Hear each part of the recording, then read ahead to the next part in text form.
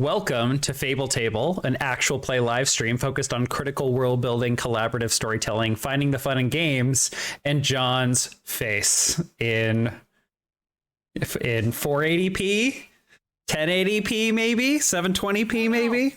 Who knows? Got a weird John's face in standard definition. Standard John face. Today we've finished season 2 here, so the cast and I are going to be hanging out, just talking about the show, answering questions among ourselves, and having a grand old time. So yeah, I have a list of questions I came up with for each of you.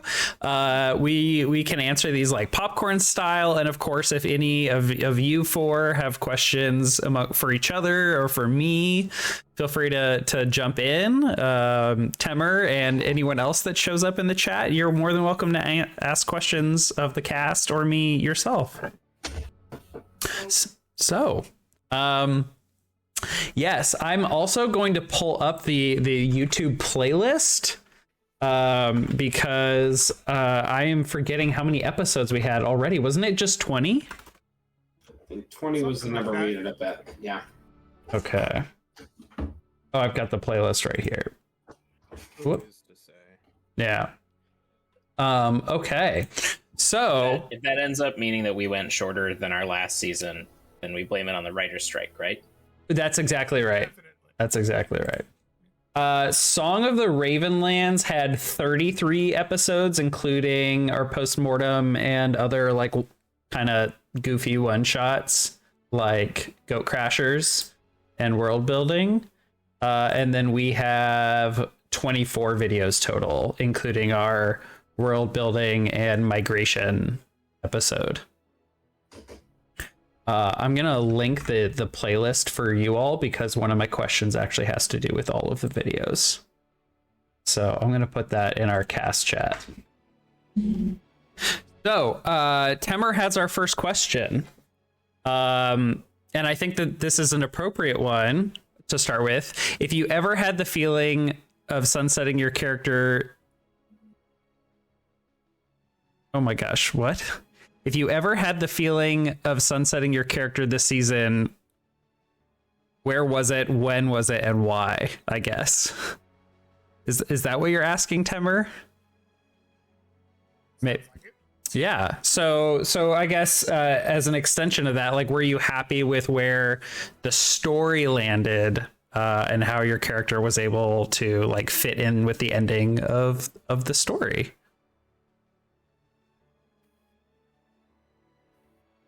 I would say that I was pretty happy with where the story ended. Mm-hmm. I actually had a defined like character arc goal completed of exposing the good old Lorikine Corporation and righting some wrongs, and then getting a little public humiliation, and then a little bit of murder at the end. And my character, although he got the shit kicked out of him in the last episode, ended up surviving. Moving on to calm and peace. Okay. In the end, Sonny was a survivor. He was looking for a way to get through to the next part, moving on. Never wanted a leadership role, even though he ended up taking one. And when his time was done, he was happy to step away and be done and be gone. I can't hear poor Shadow. Yeah, I just tried boosting him. I'll try and do that some more. Oh no. Rest in peace, Shadow. Your answer was never Mumbled into submission. Yeah. I heard it very well. Just if that doesn't confuse your audio planning. Yeah. Yeah, I think my buttons that set up the scene kind of dropped all of your audio all at once. So we'll keep going. And I think I'm going to cut the music just to make sure that everything's coming through clearly. Well, TLDR for Temer then. If I'm coming in more clear now, yes, I was happy. Sonny walked away. He didn't die. He was a survivor. So in the end, his goal was to make it through to the end and then walk away in peace. And he did. So that was your plan for the character from the start? Yes. Scrappy, resourceful. His whole point of being there in the first place was to make money. We started in the first system that we had with making money for retirement, and he was ready to get in and get out. And then even after we ported over, that was his end goal. Excellent. Sonny walked away. I'm happy. Yep. Good, Shadow. Excellent. How about the rest of you? I know that we all kind of had similar sentiments at the start of our campaign, where it's like, I want to take down one or more major corporation. And it sounds like the whole party was able to get to a good place with that. But were there like other goals that other people kind of envisioned for their characters at the start?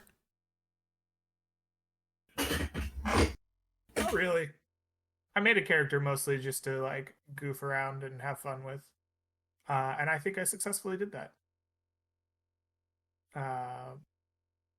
Yeah. I think we hit everything I could have wanted to do with him. Excellent. I think Dax had a wonderful simplicity to him. Even though his some of his behavior might complicate the situations, he himself was a very straightforward dude, and I enjoyed that. And he was drugs positive. He was very. Drugs positive. It's important in this day and age. How about Lettuce? Lettuce had a bit more like familial bonds than I think any other character, and did that play a factor into like some of the goals that you had for your character when you first envisioned him, Andy? I think I sort of started building Lettuce in my head as like a character that I would find funny or interesting on like The Expanse or Firefly. Mm-hmm. And I don't like, I feel like I would have loved to have seen the relationships way more fleshed out between him and his brothers. Like way much more dilated sort of like tension and like growth between them. But for the sake of our shared story, we yada yada a lot of it, which is for the best because, building all of that is very much a main character storyline and not like one of a group. So, that was fun to explore the way that we did. I would have loved to have sunsetted him a little bit more with some sort of rapprochement with his old company. We had him like burn his bridges with his manager a little bit and then fuck off. But I don't know, seeing him like go back to this asteroid mining corporation, especially after the corporations have been so hobbled, would have been kind of interesting in the epilogue, Mm-hmm. Yeah, I think I really struggled with having a kind of unified vibe of where the story was going. I think when I had you all create your characters, there was a lot of like, tell me about your character and like their connections. I think that the Scum and Villainy game puts forward a lot of like leverage your connections with people to do jobs. And since we like switched systems, I also kind of switched focus, and we didn't really stick with a lot of those connections and didn't feature them as much as we otherwise would have with the other game.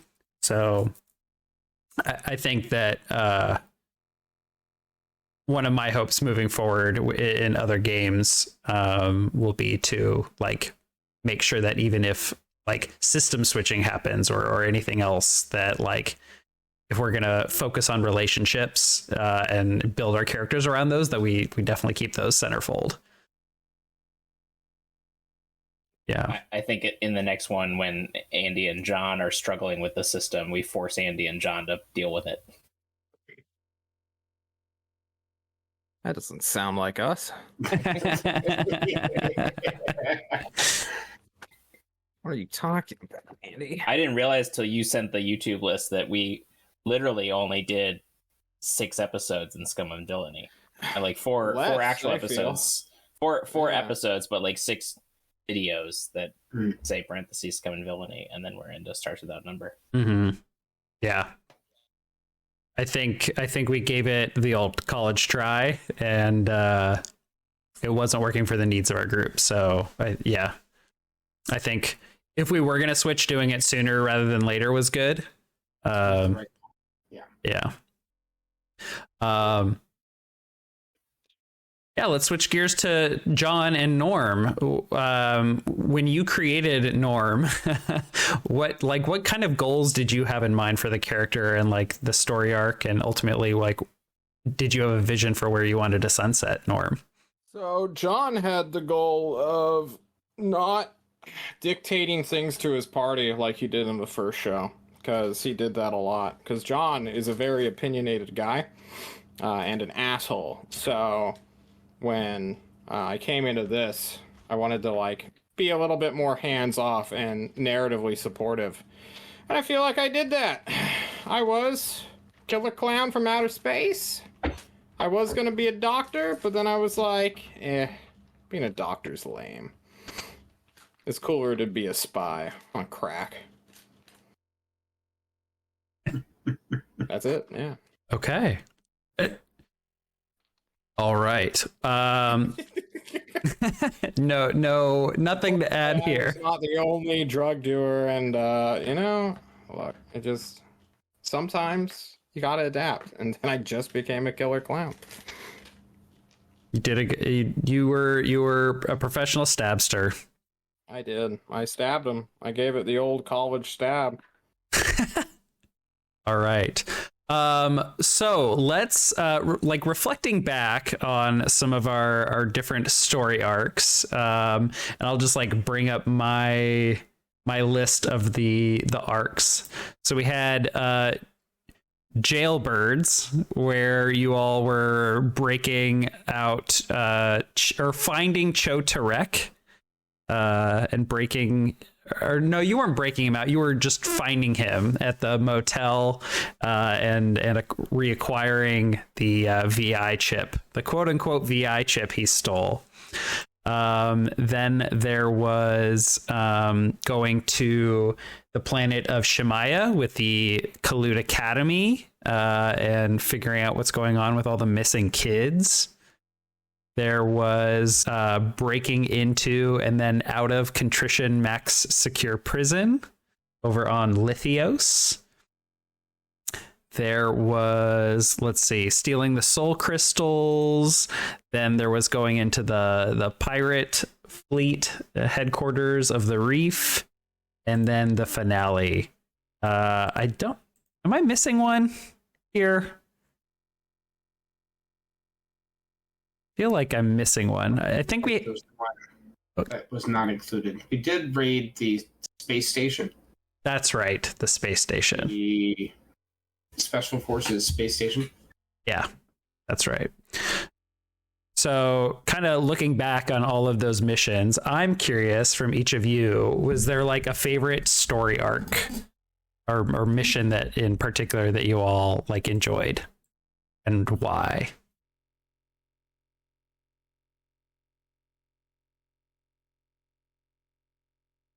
The one that pops into my head is when we initially picked up Dot. Where we kind of split our team up. A couple of us went after Cho Tarek. A couple of us were kind of hanging around and trying to like guard the exits. Then the bounty hunter, what was his name? It was like something with a wolf, right? We saw him there. We didn't see him after that. That is kind of true. So that was the award-winning bounty hunter of... Oh, I have it right here. Morik. And his quote-unquote VI partner, R-0N, or Ron. And his ship was the last of her pack. I enjoyed that mission just because I think shit went wrong instantly and we all had to improvise on the fly. And that one felt the most like fluid and smooth to me. Mm-hmm. Just not like sticking to something, oh, let's go hack this. Oh, let's go shoot this guy. We all had different things to do. We got creative. And so I enjoyed that one. I enjoyed that one too. John and I both died. Well, we both hit the the scum and villainy incapacitation metric or whatever it is. The level, Not just that. level 3 harm. Alan. Are you talking about the fact that your stress maxed out? You don't want to relitigate this. I think I zeroed out on HP. Like I got down to like 1 HP and I stressed to survive, and then it was just done. Oh, okay. Or something like that. I can't remember the exact reasoning, but yeah, I guess Gotcha. my character stressed after trying to do some stupid acrobatic shit because I immediately wanted my Spider-Man style or Batman style grappling gun. Mm-hmm. That's right. Nice. That's now my arc in every single tabletop RPG I'll play for the rest of time is how quickly can I obtain some sort of grappling hook ability. All right, we'll have to keep an eye out for that in the future. Let's make that the difficult arc for me in the next campaign. Make it work for it. Yeah. So is that why you liked the first arc the most as well? I thought it was like a good. That's the one where we got the bikes too, isn't it? Good, like those things. intro that we met like Lettuce's uncle. It was a good just like cyberpunk intro to the story, and I think in a way that set the tone really nicely.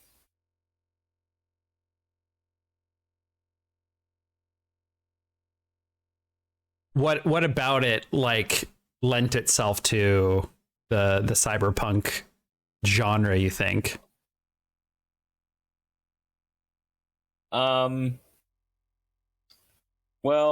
I believe the just this like dirty, gritty undercity that we were working in, while there's all these beautiful, technically amazing things that exist in a world for rich people. You know, we did so many world building bits about this corporate run capitalist hellspace, and so it was good to also establish like that inevitably has the haves who are fancy and plush and have amazing technology, and then the cyberpunk gutter trash. Right. Like literally with there was like that gang of cyberpunk kids with all their mods. Yeah, that they all just like beat the shit out of really quick. Also, I feel like that we did that episode around the same time that Book of Boba Fett was doing its horrible version of that with the gang of street toughs on their very colorful Vespas. Yeah. So it was a good time for just retribution against people on stupid bikes. Yeah. And then showed up like the one like the attack dog bounty hunter of the elites and corporations who you guys had a much harder time with. What were your plans for Morik?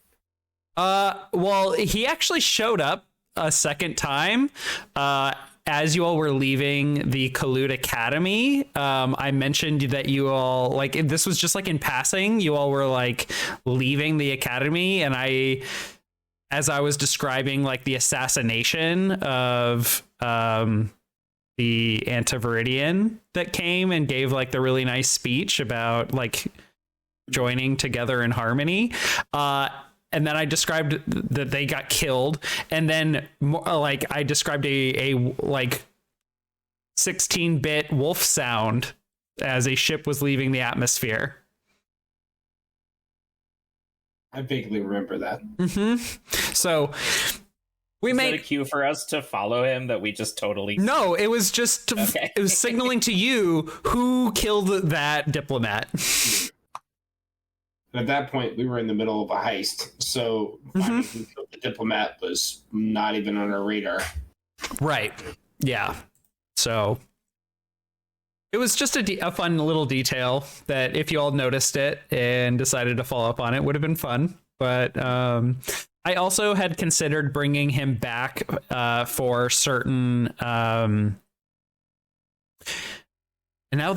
now in this moment, I'm thinking maybe I should have brought Mortem back for the finale combat rather than like some super soldier with way power. But I did want to highlight way powers during combat because we hadn't really done that. And I like looked through the Stars Without Number book for like what would be a great boss, and I found like the second highest NPC stats, and then I gave them way powers. So I just wanted to go out with a big bang. Mork, I think, could have been a really cool and much more personalized way to do that, but I was really wanting to do more with way power. Yeah, and I think when I envisioned the character, I imagine him kind of being like this rival that would show up on future missions. Or Team Rocket. Yeah, kind of your more, but a more capable Team Rocket, you know? But certainly blasting off again. So John, Greg, was there a favorite mission or story arc that comes to your mind? I liked the academy like era. We went to the academy and there were people missing and there was a mystery. And then we did like some silly shenanigans and then the agony showed up. It was fun. I enjoyed that one the most, I think. Or at least it's the one that comes to mind first for me. Mm-hmm. I think I tried really early on, like, especially because I know scum and villainy can lend itself to like solving lots of problems through violence, but I also wanted to create problems that wouldn't necessarily lend themselves to violent solutions as well, but still give you all the option, just because I always try and do my best to set up worlds where violence is not always the first option, and that and knowing that we would, you know, go to much higher scale conflict later in the season. So I think I did put a lot of effort into thinking about what kinds of problems and barriers there would be for you all to deal with. Mm-hmm. I think it, like, showed up there, right? I think that was a very memorable, like, at least arc because of it. Good. I'm glad. Quality memes from that one. The coffee bit. Who didn't like the coffee bit? That was probably the biggest one. And that meet aliens for the first time, and I think that was when the fruit aliens were first introduced. The truly most compelling part of the lore at that point in time. 12 sessions in, the fruit of the Lumians or whatever. The fruit of the Lumians. That's great. Thank you. I just came up with it. That was good. Nick, was there a threshold? Was there a threshold of us obsessing over that would have pushed you to add it to the story?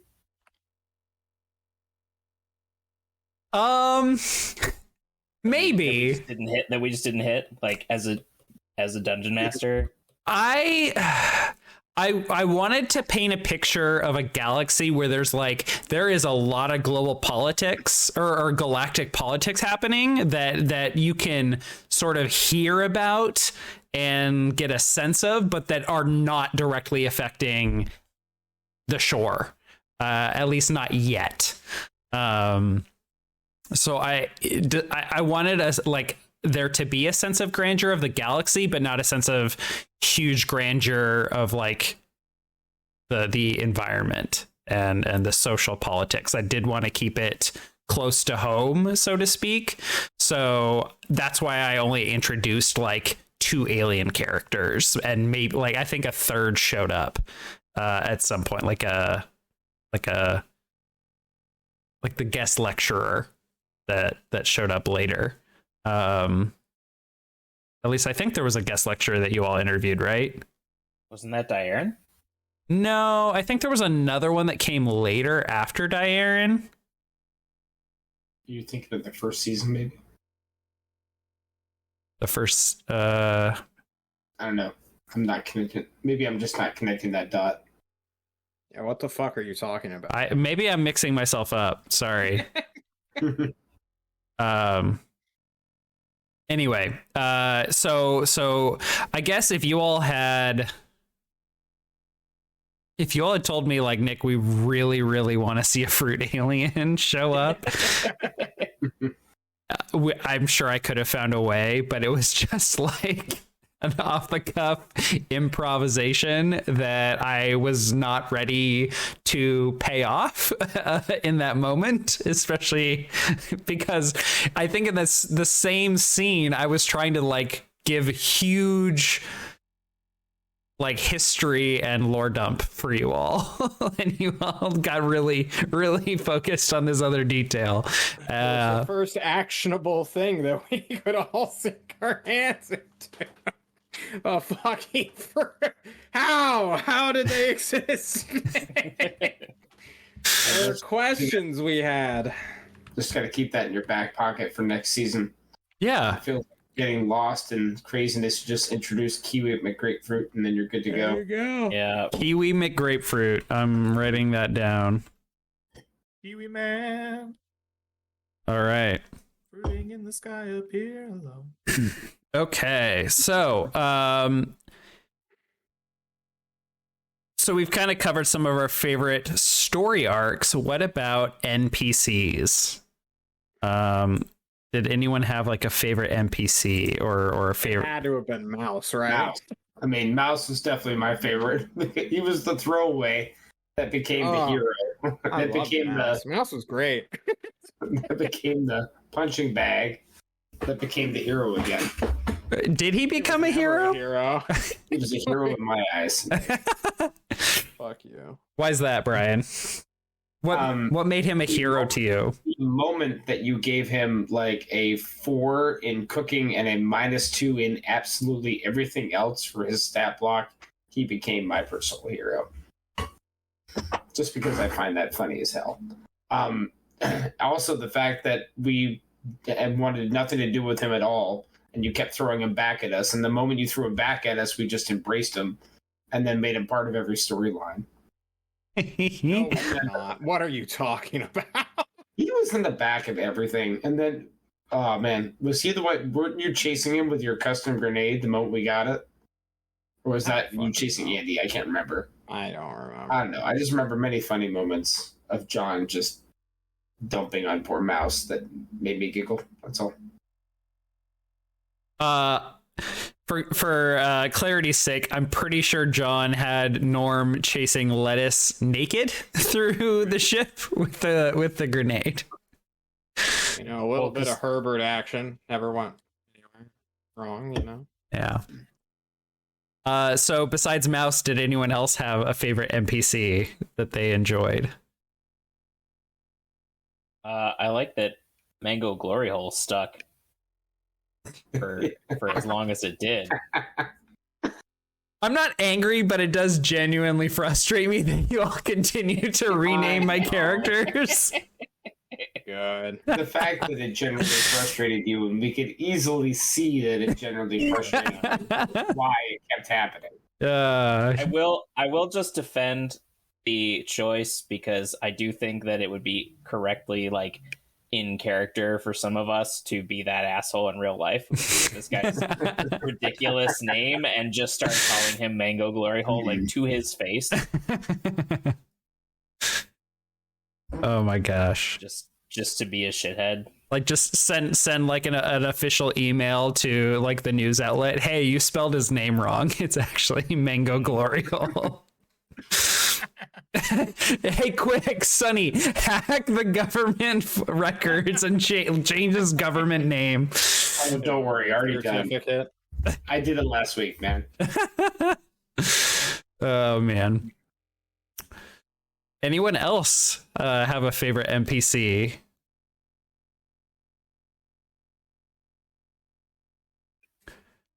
I'm not sure. Not. I don't really have a singular NPC that like sticks out. Okay. I thought that many of them played their like role fairly well. I think my favorite NPCs were the background ones that we only saw for like a single scene or something, like the receptionist that hated her boss, or Oh yeah. coffee barista that was in shock at the way Lettuce handled the customers, or just like those kinds of one-offs, I think are probably the ones I enjoy the most. I enjoyed playing those because they just came with like very little prep, or if any at all, and it was just me going like, ooh, let me think of like one or two people from my life that I can kind of base this character on, and then let me also quickly think of like a premise. Like, okay, you know, I'm thinking of this HR person that I used to work with, and I'm just gonna imagine that person as if they like fucking seethingly hated their boss because he was incompetent. Or in the, you know, barista case, I used to work at Jamba Juice. I'm just gonna play me. And just like I was told that, you know, the customer, you know, needs to have a good experience. Holy shit, what are you doing? Are you serious? So yeah, I think those are really fun to play, and that's, I think there was a lot this season that was improvised because of life stuff going on with me. I just had to do a lot of improvisation, and I really appreciated y'all giving me like really silly stuff to work with. For some reason, I find that sci-fi is much more challenging to improvise. I think because there's a lower, or maybe it's a higher threshold that people are willing to suspend their disbelief, because like for a lot of things there needs to be like, I need to ground my belief in this world in like more logic and more rationale, whereas with fantasy you can kind of wave your hand at it a little more willingly. So I think especially when it came to like the way things work, science and the government and laws and corporations, I just really struggled to improvise some of that stuff more. But characters are easy. I will say I'm a believer that sci-fi is supposed to be campy and silly too. So I think it's a space where you can get away with that, and I think especially in the context of like a role-playing game, that like if you're not able to be campy and silly, like, you know, what are you doing? That's true. It's true, and it is easy to be campy and silly with you all, so I do enjoy it. Are there role-playing games out there where people are like deadly serious and like don't seem like they're having fun, but that's what's fun for them? Like, that exists? I mean, there are games that the tone is a lot darker and grittier, and I think that lends itself to like more serious role playing, but I think you can still be silly in certain moments. And I think it also depends on like what is interesting to the players, and making sure that everyone's on the same page about that. Have any of you, Brian, John, or Greg, played other sci-fi games that were more serious? This is my first sci-fi. Okay. Yes. Although, like, the themes and the background of this were very heavy, right? I'm not entirely sure we did a great job with them, but like, I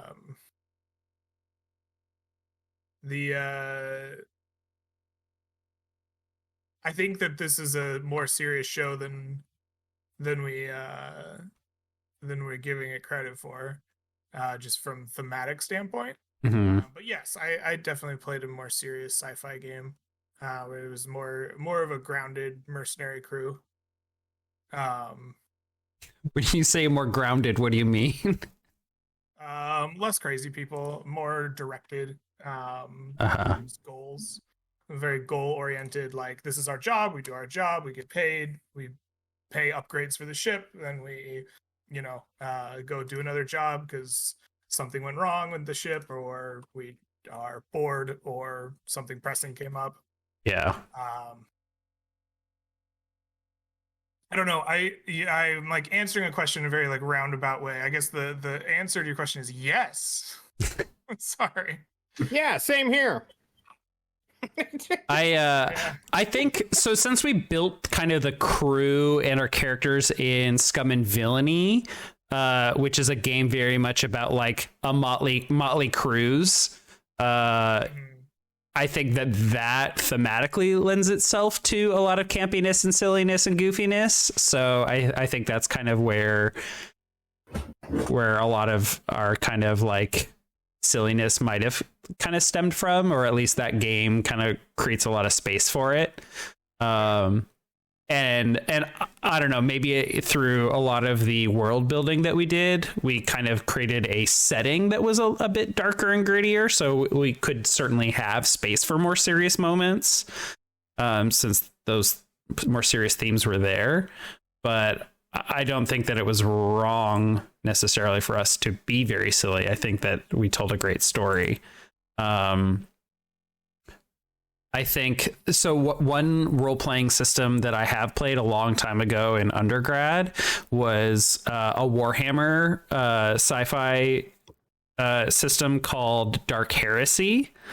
Yeah, Heresy's great. and like Warhammer 40K is just very dark and gritty. Period. Like I cannot imagine there being like a completely silly, funny, campy Warhammer 40K. I would argue that Warhammer is campy intentionally. Like, it's such an over the top, schlocky, dark, violent that it is inherently campy. You can't There are take many. Warhammer seriously. Look, guys, a 30-year-old game, got to give it some slack. It can be all sorts of things. That's it. That's all. Oh, that's it. Okay. That's it, yeah. All right. It was great. What do you think Henry Cavill's going to do a good job with it? He better. Yeah, he fucking better. He has been saying he's a Warhammer fan for years now. If he fucks up, lots of people are going to England. Is he producing or directing? I think he is producing and acting. Okay, got it. Yeah. He'll find a director that'll carry the grittiness. Would you be more excited for Henry Cavill in Warhammer or Dave Bautista in Gears of War? Because that's apparently happening too.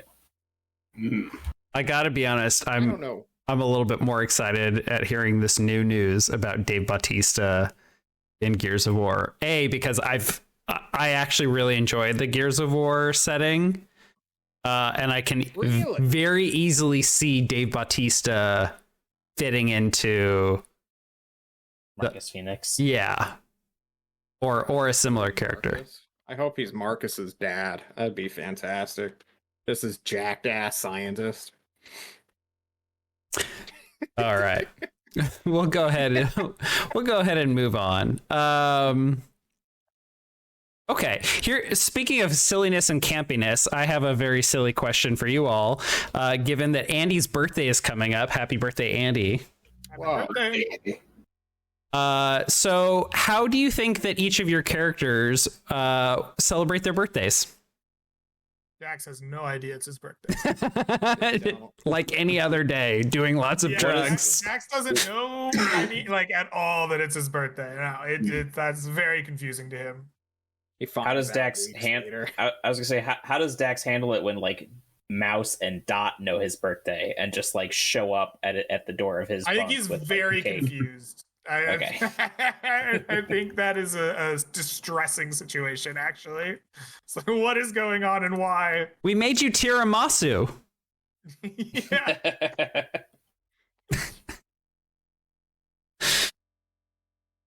All right. Hmm. So utter confusion for Dax. Who else? I assume Lettuce would have some weird feelings. So I assume birthdays are like nothing on Harkaway ships. Like your birthday is maybe You mean something your that birthday like wasn't a bacon, lettuce, and tomato sandwich? no, I'm sure it was just hell. So like in this like terrible dog eat dog environment of kids, I imagine that like birthdays. Oh, my computer just died. You're good. You guys still hear me? Yeah, we can hear you. Oh, now you're back.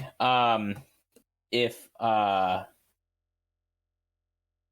have to imagine that like the ship people would like celebrate these really dumb birthdays, and it would just make kids like targets for other kids' fuckeries. Like, hey, they got something special, you're gonna get that stolen from you now. Like, so he might assume like birthdays are not joyous. I'm imagining that the captain of the Harkaway ship will like, here's a crystal light pack. Have some nice water. I thought you were gonna say he gave them crystal meth. No. Gave them some drugs.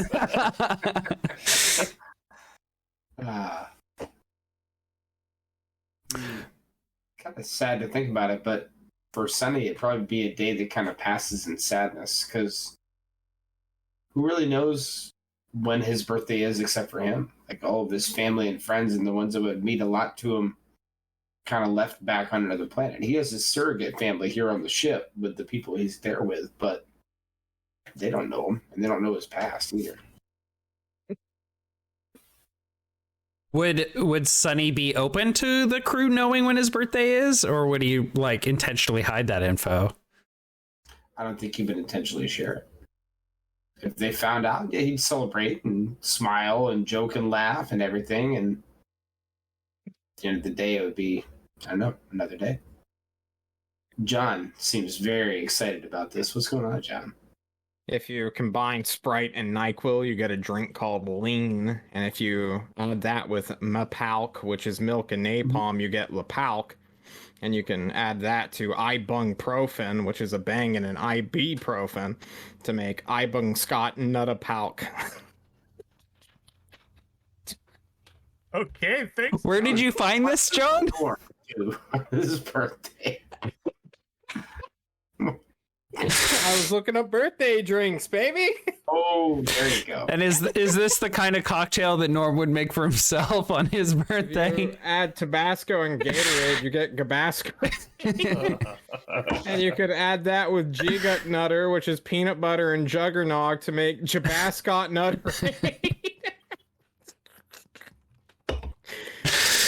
Oh my god.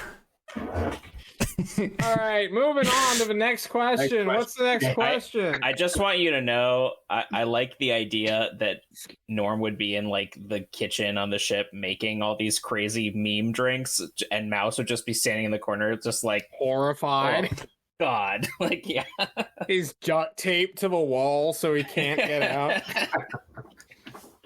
Okay, since John has completely dodged that question, Let's move on. yes, let's move on to the next question I have here. John, did Tyura come with Norm when he left the shore? Fuck no. No? No. All that flirting amounted to nothing? It amounted to having a fucking assassin. Hell yeah. Who knows? Maybe there's some bastard offspring dressed like a clown somewhere. But Norm's done. He checked out. Maybe it'll be a lineage of clown assassins. Three. You know? Yeah, son of the clown. That's what it'll be called. Clowns of the Storm or whatever.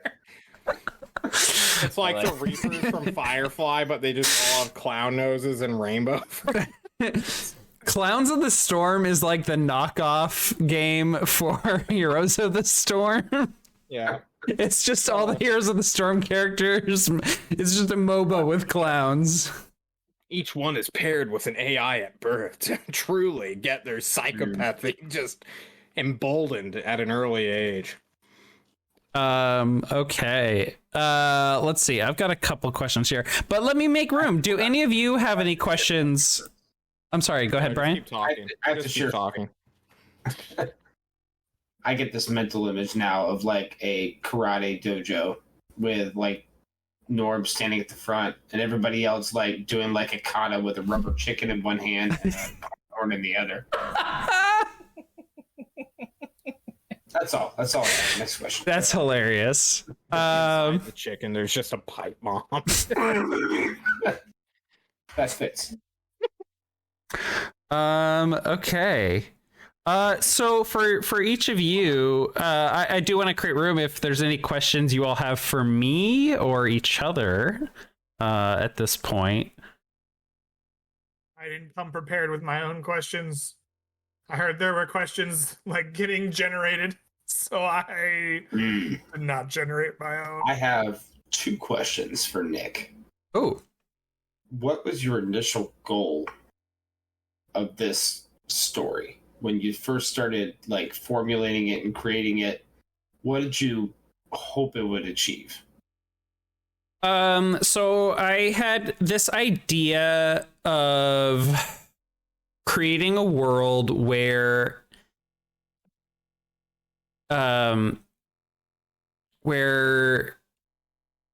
synthetic, like a setting where synthetic life had the potential to start.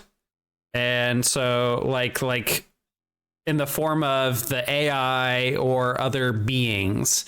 And I kind of played around with a lot of ideas for like how could that happen, and I'm someone who's just really obsessed with like the sun and stars. So I started just playing around with a lot of ideas for like how I could kind of make that happen in sci-fi terms. And I kind of came up with the idea of starbirds, like these beings of energy whose like energy and radiation, like even themselves, like these little pieces of themselves, energy, like latent energy of theirs winding up in machines could become sentient. And so I had this idea for creating a fictional universe where that is the case. And I wanted to zoom in on like, okay, the like kind of when that starts to happen, what like, and I put this ragtag, this motley crew kind of in the middle of it or tangential to it, and have the ability to impact what that looks like. Or at least examine like what are the kind of first reactions to that. I mean, we live in a day and age where AI is getting really, really smart. Granted, the AI in our world, it like is not performing any executive functioning, but I think there's a lot of dialogue in our society about like what could that look like one day. And so I wanted to create an opportunity where or create a setting where the people with power to make decisions over that are self-interested corporations in a capitalist society. And they are the ones with the power, but then there is opportunity for, you know, our heroes to kind of seize some power for themselves in that decision. So that is all I wanted to do, was kind of create a sandbox for you all to operate within as that is rolling out and changing. And so that's kind of what the scaffolding I created for us is just like, all right, let me hand them like an early AI. Let's put it in a very uncapable or a very low capability body, in the form of Dot. And then let me have them meet like the higher end of things, like a truly like powerful being, the Blue Horizon, that it is so advanced and so capable that it just seems like magic because it cannot be explained. I mean, we can understand how it manifests, but we can't explain the powers that it has. So I kind of wanted it like, kind of had a sort of roadmap for how I wanted to unveil different aspects of that and ultimately give you all a decision, or at least a consequence of like what happens with that development of a form of people. And how has the impact of our heroes going to impact how people react to that change? What is going to be the state of this sector of space? Are they going to be able to protect their own? Like, is the sector going to be able to protect its own agency and let that develop in a way that they control, or is capitalism going to win in the end? So that was kind of the vision I had. But I didn't really have like a specific end goal for it. Did you have a follow-up, Andy?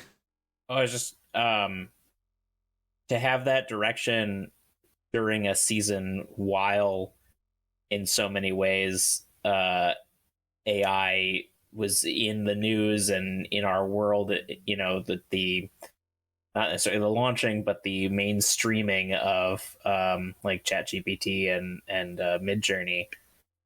Was that exciting for you as that hit the sort of mainstream as like a vehicle for you? Yes and no. So much more tangible. Sorry. I mean, AI is a lot more tangible to me. I think throughout the season, and even before it started, I was doing a lot of work. And thank you to Temer for helping me set up a stable diffusion AI, an art generating AI. I spent a lot of time during like kind of the before and in the first half of the season playing around with art AI. And more recently, I've used ChatGPT for some stuff. But I also wanted to make sure that I wasn't relying on AI to do my creative thinking for me. So I considered having AI generate descriptions of things for me. And there is one instance where I allowed it to do that for me. And that was in describing that kind of stronghold of the corporations. You may have noticed during that kind of description I was reading, that description was generated by an AI that I kind of worked back and forth with ChatGPT to articulate what that would look like for me. I had an idea of what I wanted it to look like, and I fed it kind of some bullet points, and it gave me a stronger description that I then edited some more. But one thing that I've been using AI for a lot recently has actually been in editing my resume and in preparing for questions during interviews. So I've been approaching AI as a tool and not something that like is sentient on its own, because AI in our society is not sentient whatsoever.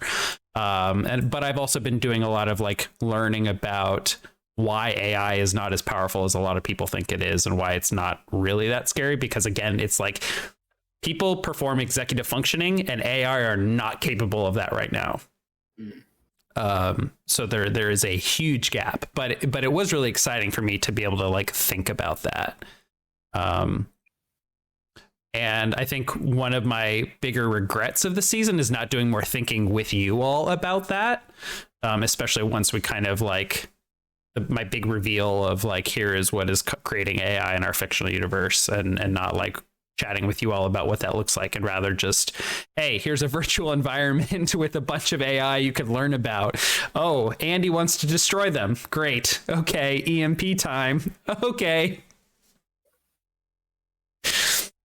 Sounds like every D&D party I've ever been a part of. Me, literally, here is a very helpful NPC, you all, or at least Andy. That's a villain. I must kill it. The base take. I'm not trusting. So Lettuce wanted to kill all my AI. Norm wanted to kill Mouse. Brian and Greg, did you have any NPCs you wanted to kill? No, not in particular. I wasn't More- out for NPC blood. Fair enough. In defense of Lettuce, I just want to say that Greg and I collaborated wonderfully on giving Lettuce an arc with Dot. It's true. Y'all did a really, really great job. I don't think I checked in with either one of you about that arc. I just trusted you all to make it happen. And you all did a really great job. Yeah. It's easy when when Andy will type to you in the middle of the game, be like, "Hey, I want to do this." I'm like, "Perfect. Would love to." Easy peasy. Nice collaboration. Teamwork, Greg. So I guess going back to kind of my thoughts around my goals for the season, did that answer your question, Brian? Did you have any follow-ups?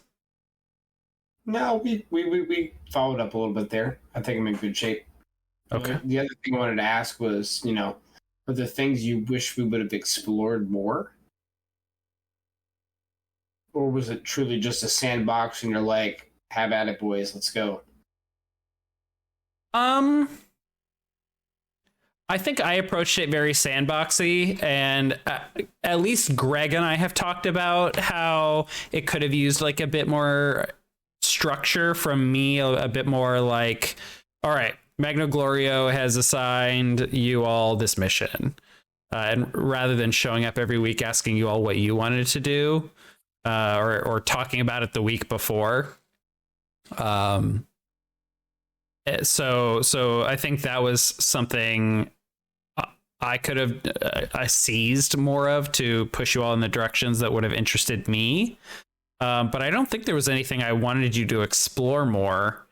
I think I was ready for you all to explore certain things like the Starbird itself, or going back to Saber sooner to try and stop the I was expecting you all to try and stop the wilt, because every week I was like, it's getting worse and worse on the planet Saber, and you all were just like, well, not our problem. Or, oh, the military's working on it, we'll just let them handle it, no big deal.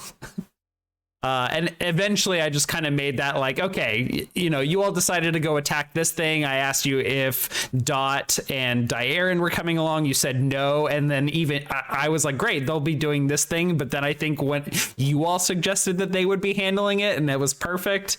I didn't even have to bring that up. So ultimately it got taken care of anyway.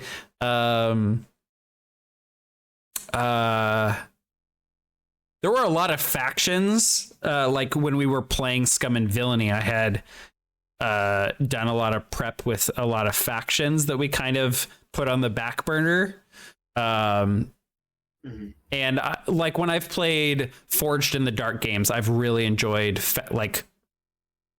kind of working with the factions and playing around with like, hey, here's what each of them have going on, and sharing that with the players and letting them follow what is interesting to them.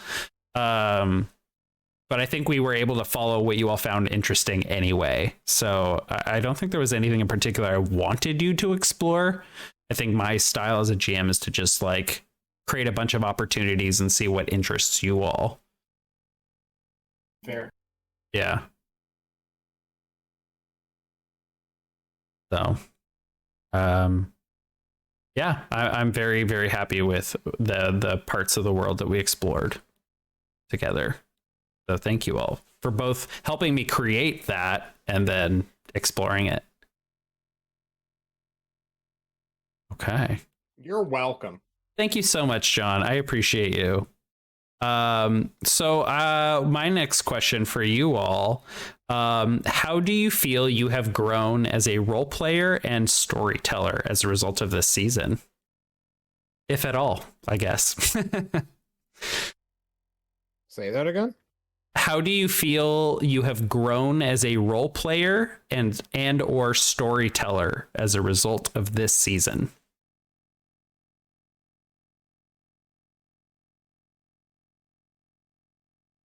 Well, this is my. I'm just gonna jump in while folks are waiting. This is my second one ever. Still feels like leaps and bounds of what is possible and what you're allowed to do or not allowed to do.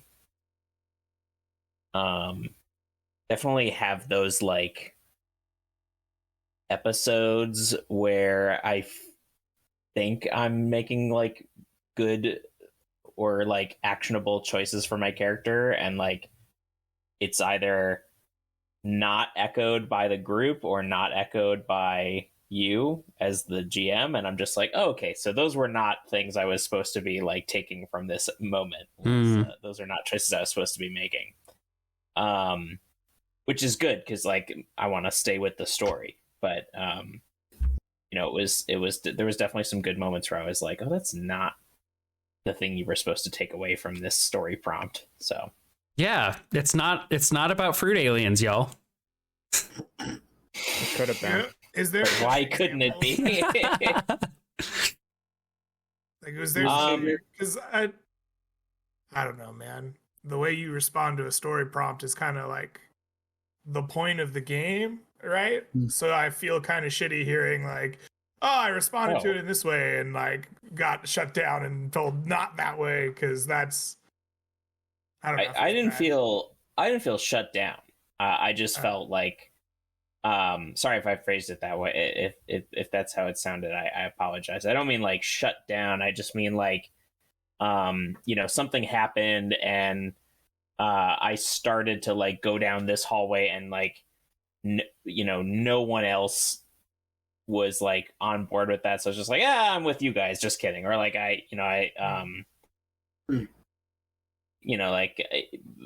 it's also just learning what the group is generally aiming for. So I don't feel like it was like a bad thing. Okay. So please don't take that as a how could you guys let me down? Right. Well, I want to point out that like you're reacting to the story and like figuring out what you would like to do as a character is like that's the game, and so I don't want you to take away like, oh, there's a right way to do it because Greg didn't go down this hallway with me or something, I don't know. I know, and I appreciate that. I can't think of a good example right now because they don't, none of them were like intense enough to stick in my memory. They're just moments where I was like, that wasn't the right call, and that's okay. So okay. That's what I mean is as to Nick's question is my growth as a role player of just like, yeah, I think figuring out when it's a good time to read the situation rather than have a reaction to it, maybe. Yeah, I think it feels good for me as the GM when like I'm trying to give hints and clues for you all like to or at least bait for you all to follow or at least different paths to go down. But a big part of the improvisational storytelling is like meaning making. So like whatever you take away from how I present the world, like it's valid, as Greg was saying. Like figuring that out, it makes a lot of sense. I think that in a lot of different groups, there's kind of like a expectation that everyone like will stick together and there will be consensus among the party. But I really appreciate it when you all create, especially when you create characters that have different beliefs, different values, different goals, and there is dissensus. Like, to me, that is exciting to hear you all like ideologically combat with the world I've presented. Like, because those that ideological conflict is as exciting to me as like physical conflict. In fact, it is more exciting to me than like physical conflict, like fighting and violence, because I don't know, violence just does not excite me as much as like playing around with ideas. So you all sitting on the ship and arguing with one another, those are some of my favorite moments. And like Greg deciding to just go jump on that fucking ship with the mercs and pretend to be one of them. Holy shit, that's amazing, because it's like, what's his out? What are his outs? And I don't know what's gonna happen. And the stakes are high. That's exciting to me. Max's response to that would be, "What's an out?" So I think, Andy, like if something truly interests you and excites you about the world, and you like are excited to explore a path with your character because of their convictions, beliefs, instincts, etc., that's great. Do it, even if it conflicts with and there is no consensus with the party, because then we get to see what trouble that can get you or the party into. And that, I think that's the whole point, is actions, decisions, they have consequences. Fair. And actually, to that point, I can think of an example, which is killing the AI. Mm-hmm. Yeah. What consequences did that have for us? Like, what would have been different in the story if we had left that AI alive? So like that, just like that's an example of one of the things I was talking about. That's like, well, maybe that wasn't the right call, because it didn't really seem to have any ramifications with the group. It didn't, have any immediate sort of like triggering of some next level thing happening in the world, at least not in a way that I was expecting. Yeah. So, before I respond, does anyone have thoughts on that specific choice that they wanted to share? I didn't think it was a bad choice at all. In the mind of my character, the AI was a tool of the corporations, and you decided they don't get that anymore. I was pretty okay with it. I think if you were expecting a group response, I was trying to stay out of your way and let you do your thing, right? Because it seemed like you had a thing you wanted to do, and you were doing it, right? And it seemed good, right? I was just like, all right, and he's blowing up some AI. Let's go. I wasn't like, I guess I didn't respond to it because it kind of is like, you were in this room with us, and then you weren't in the room with us, and you came back, and there wasn't really a mention of like, hey guys, I rigged the joint, let's go. Right? So I just was just letting it flow, I thought, or at least that's what I had in my mind. Cool. I forget which characters knew that there was draft physically located there. Maybe just Dax, actually. Maybe. What? Yeah, I think I was in the same room with Lettuce when he found out. Yeah. Okay. Yeah. I think one thing I tried to do was very much humanize, or at the very least anthropomorphize, this AI and portray them as a living sentient being. But since Norm and Sunny were very much removed from that A, information, and B, decision, it was kind of hard to involve them. But I think that was really exciting to put that entirely on Lettuce. Do you think, like, when Lettuce looks back, years later at that moment, what do you think he would feel about it? I assumed at the time that Lettuce is just wrestling with his own fear of what these things are capable of, and like, like Brian said, he would have this assumption that just like, this is so entrenched here, there's no way for us to get it out of the control of powerful people. Like, I think I could envision him like not necessarily being like, I don't know, at some point in the future, if someone was like, wow, I wish there was like an AI that could do this, or did you hear that once this legendary AI existed that could accomplish these things? Like, I don't think he would ever like speak up and be like, "Oh yeah, I killed that one." It would not be a point of pride. Not a point of pride. I don't think he would lie if someone like if one of this party was like, "Oh yeah, he killed that AI," but I don't think he'd brag about it. Yeah. So when you decided to destroy that part, when you destroyed Draft, that was when the corporations were like, all right, we're mobilizing military. Like, we're done. We're done. Like, you all have destroyed property of value to us that we cannot replace. Whereas you had destroyed an entire space station with people on it, and they did not reciprocate at that point in time. But as soon as you destroyed one of their AI, shit got real. Yeah, shit got real for them. So that was a consequence. And I think that's the most real consequence I can think of, and the rest was kind of hypothetical. Because I can't say what value Draft would have added to the corporations in like a all-out war situation, but probably would have been harder to defeat them for every AI they had. Yeah. Well, I think his other rationale was that Draft was also a guide to the other AI. Mm-hmm. So it wasn't just Draft wasn't dangerous on its own. It was dangerous because there were other AI it had information and, access to. Yes. Draft did provide a very secure interface for executives to access information. I also wanted to use Draft and those like VR rooms to kind of highlight technology was being advanced beyond the scope of the purpose that you all had created. Like, I think the Wacom Corporation, that was Greg's design.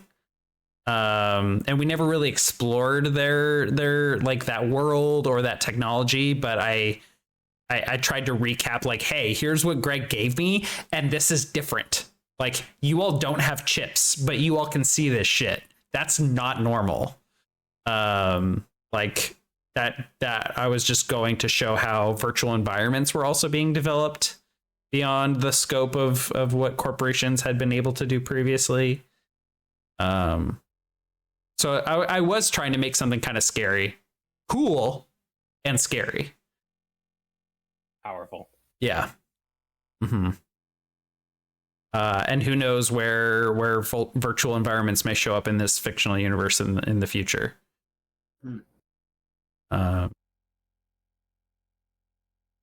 Yeah. Hey. Yeah. So that was Andy's answer to how do you feel you grew as a player, storyteller, role player. How about the rest of you? I didn't. All right, moving on to the next question. What about you, Brian or Greg? As far as growing as a role player, this is a different system, and I played a different type of character where, I don't know, this is the first time I played in a tabletop RPG where there wasn't a decent amount of combat, and where I also, as a character, picked a class that was absolute shit at it. And so therefore I had to come up with fun, creative ways anytime we got into a scrap to do something of use and value. And that to me was a lot of fun. I made it through this entire campaign without landing a single attack roll. I did absolutely nothing the entire time, but yet was not useless. And that to me is fun. So besides feeling like it was fun, do you feel anything about the like I never hit anyone? Like, my character did not succeed at violence at all? I succeeded in violence, but I just couldn't hit the broadside of a barn with my gun. Okay. I at some point I stopped trying to shoot things and started trying to do other things that would be useful. I enjoyed that. out of the box creative thinking, because it gets me. I like solving problems, and this is a different way to solve problems other than shoot it in the face. And to me, that made me think a lot more in between what I was doing, and in between sessions, even for fun ways to mess with the system and find ways to make myself useful in case we got into a scrap. Yeah. And I think your character specifically represented, like, you know, corporations, when they come to rely on technology so much, or maybe even too much. Mm-hmm. If you have someone smart enough and powerful enough and with enough access and tools, like, they can resist quite capably. And I think of all of the characters, I think that if the corporations could have their pick of like who they would capture and imprison, it definitely would have been Sunny. Maybe Norm, because he killed a lot of them directly, but a lot of people. But you fucked with them way more than I think anyone else. For sure. Okay. Greg, did this group, this story, this system help you grow in any way, you feel? I'm not sure I can pinpoint a way that I've grown as a player. I guess it could help me highlight places to improve, maybe. Mm-hmm. I see specifically in like highlighting newer players and like less I don't know how to put it, like less extroverted as role players. Sharing the spotlight, maybe? Yeah, sure. Because I feel like my character either was a scene chewer or disappeared, and I could do a better job of highlighting other people rather than eating up space or disappearing. Mm-hmm. I don't think I improved at doing that, obviously, but definitely something to think about in the future. Well, I think you certainly did a great job of highlighting Dot, if anything. But yeah, I think you aren't giving yourself necessarily as much credit. But I too similarly feel like I learned a lot of areas I could improve on. And I think I've had a lot of conversations with each of you individually about like ways I can do that. Whether that be in combat, be in like setting scenes, in creating engaging story arcs. There's a lot of room to improve. And I certainly have learned a lot through this setting and system. Okay. So for another kind of silly, fun question I have for you all, I sent you the link to the playlist of all of the episodes, and I want to ask each of you. So I did my best to make every single episode kind of a pun or bird themed. So looking at the list, does anyone have a favorite episode name? And I tried to make them like line up thematically with what was going on in the episode. I mean, Carry On My Wayward Son is easily. It's the right amount of pun. Really good. Yeah. I think it should read Carrying my Wayward Students. But fair enough. I do appreciate that everything is a bird pun except Wake Me Up Before You Go. I couldn't think of one for that particular episode. It was like the one exception. Supposed to be Wake Me Up Before You Dodo? Like the bird? Oh my god. Well, now I need to change it.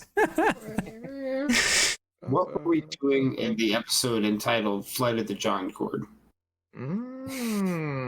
That's a good question. Let me pull up that episode and mute it really quickly, and then look for like a map that we pulled up, if any whatsoever. I mean, we really only had like 3 or 4 maps the entire series. Yeah, I don't think there's any way for me to discern what was going on. There was an initiative roll by Andy at some point. There was combat. It was episode 9. So this was probably... Let me see. What were the episodes around it? Flight of the John Cord. So this was right after your first run-in with pirates outside. Like, you didn't... This was not even going inside of the... Yeah. I think this was part of, like, going into contrition.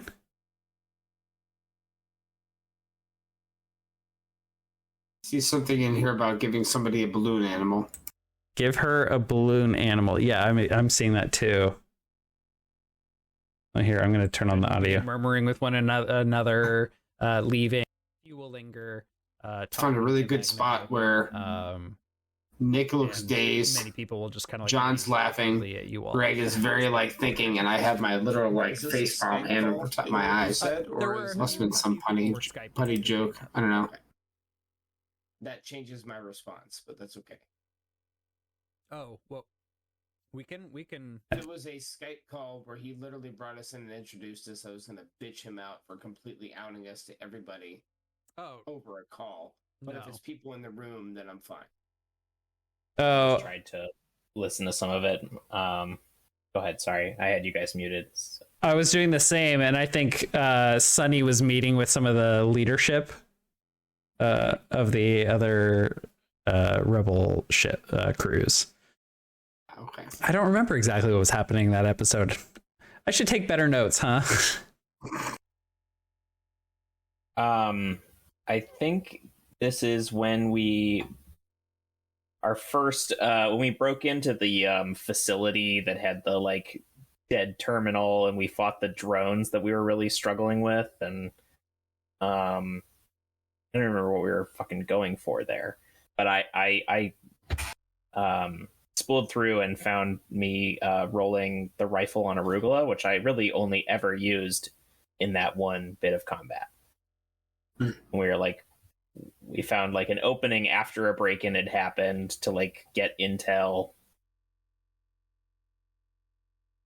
And I remember us fighting with you, Nick, on whether or not we could notice the computer terminals that were obviously smashed up right in front of us. Oh, you made us do notice rolls in the wreckage of the room. Oh, the Aphrodite lab. Yeah. Okay, that makes sense. Fair enough. I see outrage on my face in the video that I have to fail a notice roll to notice wreckage. I think it's because we were in the middle of combat, right? I'm sure we were. I hold your choices in high esteem. I'm just giving you shit. I'm sure you do, Andy. No, it's all good. I meant that sincerely. You're fucking around, but I'm serious. I'm just teasing you. Okay. Any other questions that any of you have for one another or for me?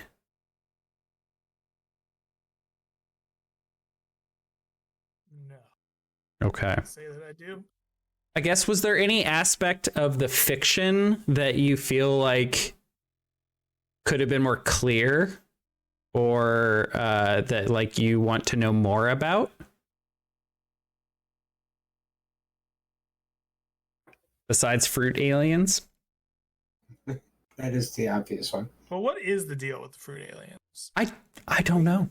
Talk about them a little bit more before we head out for the final. Sure. I like to imagine that their muscle tissue is just not there at all, and they're just nerve bundles wrapped in sugar.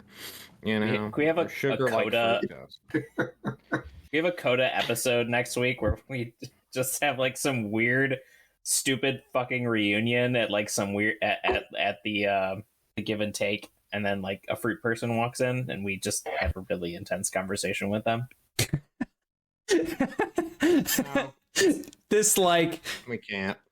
This like hard-skinned fruit alien, kind of like a pineapple or like a dragon fruit, just walks in and is like, "I'll have a strawberry milkshake, yo." Yeah. Well, I guess Norm's gone, so it'd be us with like Norm's clown son, right? Yeah. Like we'd be hanging out, meeting him, telling him stories of his father, and then yeah, Pineapple walks. Okay. Pineapple walks into a bar. There's just toddlers next to you guys, just slapping whiskey around his little. And the fact that it ordered a fruit item is just like endlessly more baffling. Like, are those actually people he knows in his society? Like, or is that like a lower class to him? And he's like, yeah, I fucking eat strawberries. What do you think? Like, and then the strawberry fruit alien walks in from the other side and pulls out a shotgun, and everything just goes all to hell. Nick, can you come up with a slur for the strawberry community that the pineapple guy uses?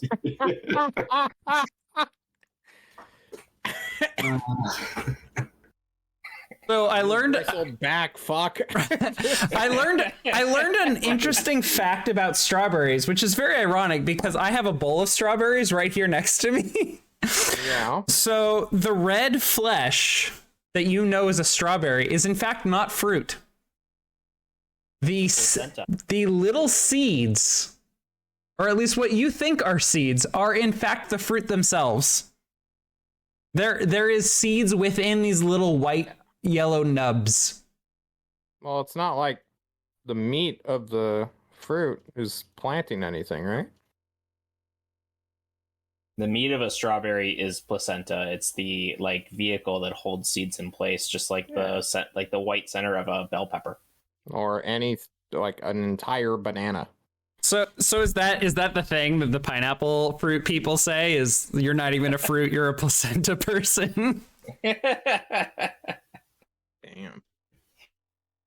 This is getting really weird. Harsh. Well, guys, that was us.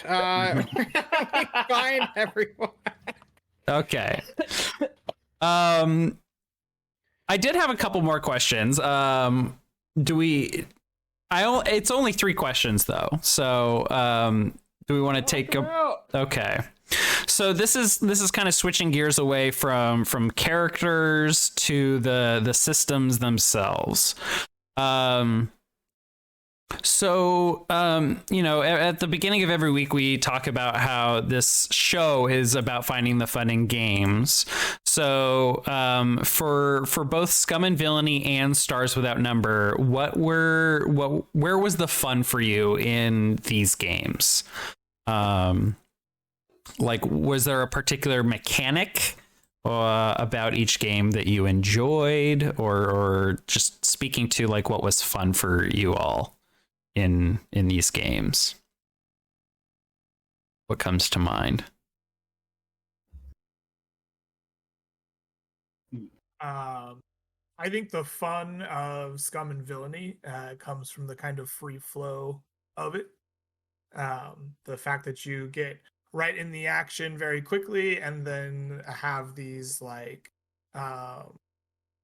this ability to kind of tell whatever story you want about what happened and how you got there, which can then shape what you're doing at the moment. I think that the kind of flashback mechanic in particular is very fun. I love working with that to like give yourself or your party the kind of like tools or advantage they need in the situation. I like having the kind of like narrative opportunity that allows. It can give you that feeling of a very competent like one of those crews that you see on the television, right, where everything kind of breaks their way. They've always got the perfect plan.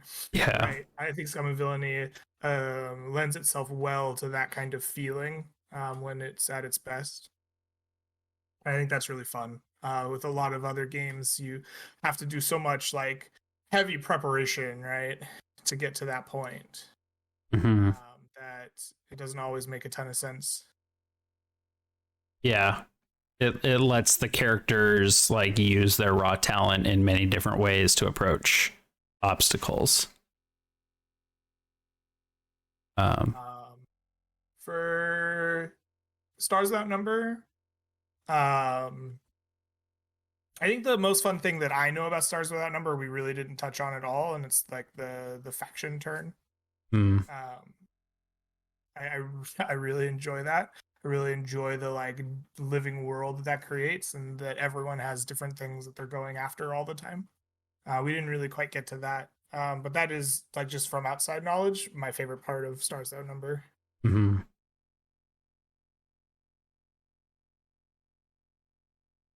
Excellent. What is the faction turn? If you can enlighten me a little bit more. It can be done by the DM in private, or it can be done like as a group. But essentially, every faction takes a turn, right? You get like 37 factions, and they attempt to break into each other's headquarters and gain secrets, or they attempt to build a fleet, or they attempt to whatever goal they have in mind at the time. And you roll for how successful that is, and they can gain or lose their success, right?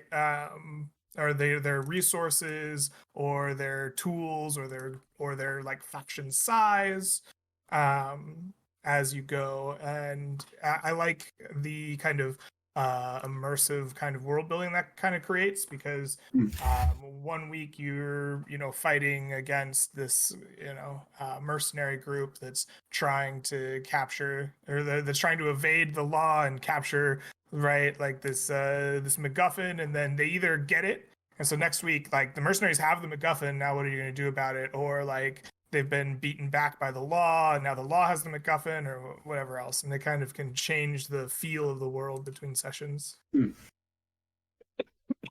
Each faction gets like a couple of different stats, including like wealth and influence, or maybe a couple of other things.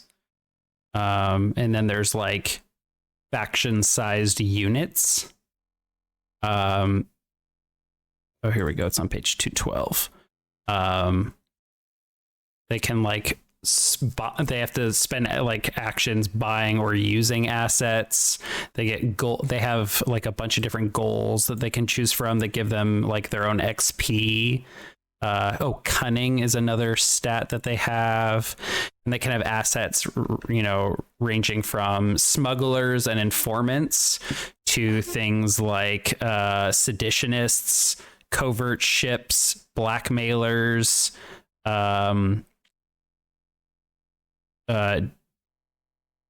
Let's see what else they got here. Organization moles. So they like there's a lot of interconnected like politics, much, and also like violence as well. So there's like militia units, zealots, hitmen, strike fleets, space marines, psychic assassins. So I think if I had more time to port over the factions, and we had like wanted to focus on that, it could have been really interesting. They also have like wealth assets, like having a monopoly, having a bank, having marketers, etc. So there's lots of different stuff here. So like Greg said, it can make really interesting and dynamic factions. And like I've done with some of the kind of like in Grim Streets of Alderstone, I was describing, like creating lots of factions and like having them constantly doing stuff, articulating that, and like letting you all engage with that, whatever you find interesting. This would have allowed me to continue to do that, but I think it would have taken quite a bit of time to get familiar with the faction system. And then we would have had to find a way to engage with, like find the time to engage with that, much less, our characters and their story. So I think I just kind of made a decision not to spend my time and our time focused on the faction turn, but it could have been really interesting.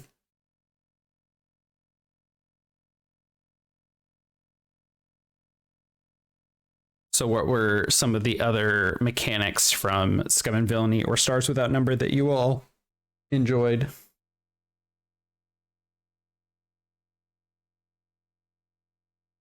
I liked the foci in Stars Without Number.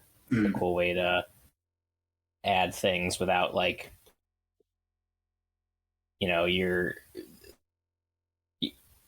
the level up in this is just purely changing stats for the most part. So there wasn't, when we've done like last season for what's the game system called that we played? Dungeon World? Dungeon World? Sorry. Dungeon World, yes. You level up, you add attacks, you add lots of new abilities, like pretty much every time. And so the foci was like a cool way to bring some of that, like, hey, you've got new things now into this world. So I like that. I enjoyed the foci as well. I think like gave my character a path where I could be really, really good at something, and then I could find ways to use that to solve other problems. Mm-hmm. For Scum and Villainy, I really like the fact that you not only work towards leveling your own character, but also your particular crew. I like the crew advancement aspect and building towards that. That just giving the entire group buffs or bonuses or giving you more options to be able to pursue. Right. And like being able to kind of like develop a reputation. And as that happens, like the crew quality going up, just kind of representing like your stuff getting better. I really enjoy. And I think with Stars Without Number, I really enjoyed the bit of some of like the crafting that you all engaged with and modifying some of your equipment. Especially making those custom grenades was really fun. Like a fun way to customize those, especially since y'all were like just buying so many grenades, but wanting to like kind of specialize with those and creating like a unique one for each character, I think was really, really cool. And they played a really gave really fun little highlight moments when you chose to use those. Yeah. Mm-hmm. I really like the clock mechanic. Yeah, John, we know. We know, John. Oh, fuck. That one was funny. Okay. No one else appreciated that joke. All right. I on that point, I do just want to applaud Nick making it a pretty good transition between systems. Like, I have to imagine that was very frustrating. I know you'd never admit that it was, but I assume that was driving you crazy at some point. So good work in working through it. I don't think it drove me crazy. I was glad to hear the feedback that it wasn't working well for the group, and I think I presented a couple of different systems to you all, and we were just trying to like figure out what's going to be the best fit for our story and for our group. So I was happy to migrate. I know that like Stars Without Number is very, I mean, it's been written by Jeremy Crawford. So of course there's gonna be a lot of parallels with Dungeons and Dragons, and I do like try and get away from some of the like bigger, more well-known games for this show. So I'm definitely going to be looking forward to trying out other systems in the future.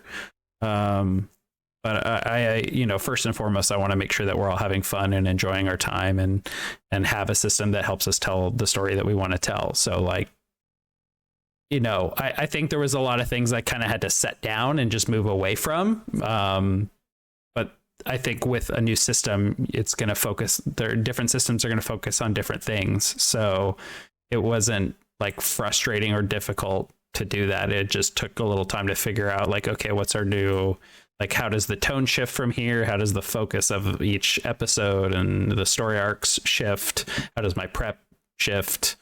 It's just kind of like it was just a change. So yeah, thank you all for working me in doing that. I really appreciate it. And I think that's what allowed us to continue to be successful, is that we were all communicating about that and able to move on and move forward together. Speaking of having fun, something to continue doing moving forward, and something I've thoroughly enjoyed in both seasons, has been the beginning world building aspect of whatever we're doing, and the fact that we pretty much get to create a bit of our own lore before we even go into the role play and into the system. I've thoroughly enjoyed that both times. I loved creating my own planet in this one. Did anyone pick up on the fact that every single name or character had a little bit of Dragon Warrior lore semi-attached to it? For that you made? Yeah. Oh man, now I'm gonna have to look back at yours. Because I think that question is presupposing a familiarity with Dragon Warrior that I I kind of figured it out. Okay, let's see here. Alligar and Gorin. Can you? So that was your planet and moon. Can you at least explain how those two connect with Dragon Warrior? Alligar is the continent for the original Dragon Warrior game. Did not know that. Similar to Garenham, which is one of the towns in the game. I did know that. The evil corporation of the Loricon. The king in the original Dragon Warrior is King Lorik, and every time you die, he steals half your gold. So, be a good correlation for evil corporations. I love it. The city of Maiden is the Prince Maidenhall is the second Dragon Warrior game. He's like the warrior hero. And then my favorite was what was my planet famous for was for the soul crystals. Yeah. Crystals of the sun. Gemstones, or stones of sunlight. Oh, the stone of sunlight. Yep. That's the entire premise behind why I created that. Oh my gosh. We were promoting Brian's Dragon Warrior agenda without knowing it the entire season. Time. It's all self-promotion. Oh, yeah. Okay. Yeah, I don't know why some of the cameras are freezing right now. It looks like all of ours are frozen except for Greg's. You're entertaining crowd. All right, let me try this again. All intently looking at something to the right of the screen, except for Andy, who's sneakily looking in the other direction. What is going on? I don't know what's going on. Well, okay. Anyone else sneak Easter eggs into their world building? No. Not at all. I picked the name of my evil corporation after one of my favorite sci-fi writers, but That's cool. that's about it. There we go. Okay, just had to reset all the cams. Hey. All right. I think that is actually kind of the we've kind of covered a lot of ground with our questions, and I had some questions here I didn't ask directly, but that we really did kind of touch on. So unless there's any questions that Temer or Corin, who's joined us, or any of you four have, that might wrap up our post-mortem. Wow. I think that's it. Okay. Nick, what's next? Yep, that's the question on my mind. What is next, Nick? Yeah, so I made an announcement in the Discord, but I've had some life stuff happening, so I'm taking a little bit of a break before season 3. I am not feeling prepared enough or like stable enough in my life right now to move forward and just kind of rush into that. I want to make sure I am fully prepared before I commit to another season, because I have high expectations of myself, and I know like I tend to put a little bit of expectations on the cast of my seasons to like really be engaged. And of course, if I'm gonna set you all up for that, I want to make sure I'm setting us up for success. So I'm taking my time to get ready for the next season 3, which is going to be back in the Ravenlands. I don't have a title. I don't even have a working title for that season. but I have a couple of ideas of the systems that I'm going to look at, and I might engage in quite a bit more since we've already kind of done world building.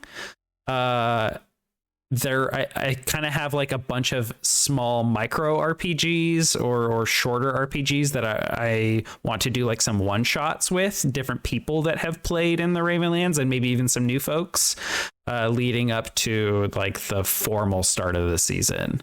So like Andy, I've talked to you about the game Dialect I have, which is like a game about language in like a minority community and how that language changes.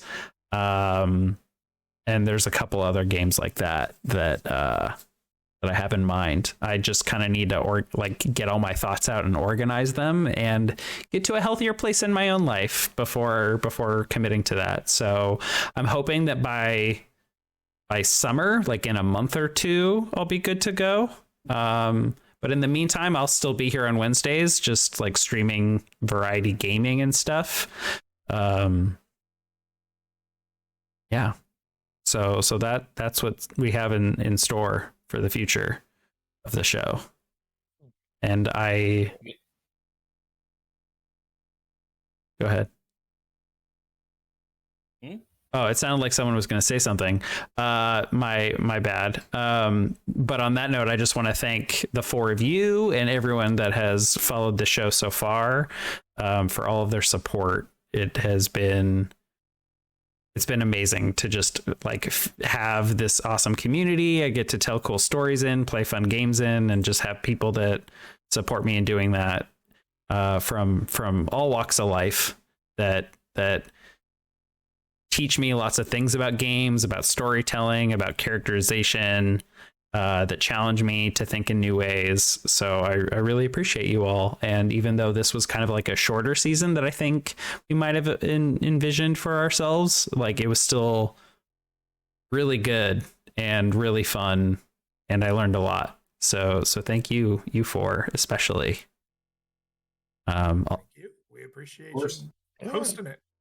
Of course. Good job. We did it, fellas. We did it. We did it.